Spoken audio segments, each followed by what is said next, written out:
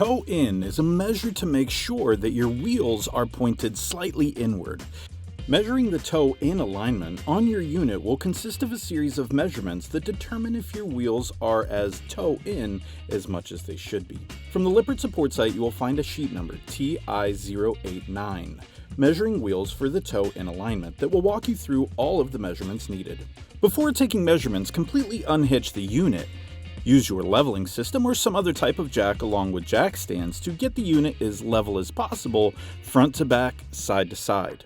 We will measure from center hub to center hub on both double and triple axle units. On a double axle unit, we will call this measurement C.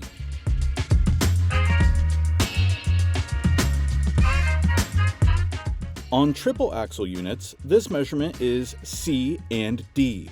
We should expect to see measurements C and D, or just C, be equal from side to side, but could vary slightly depending on any tension of the spring or side-to-side weight difference in the unit.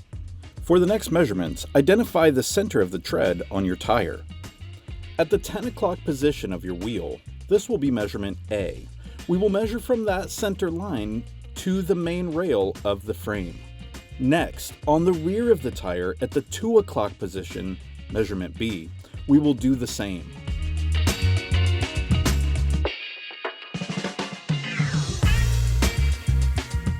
The A measurement needs to be equal to or less than measurement B, indicating that the tires are slightly toe in.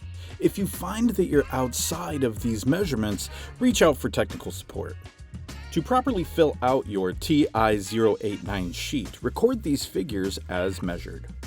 Once the sheet is filled out, reach out to customer service so that they can document it within your case.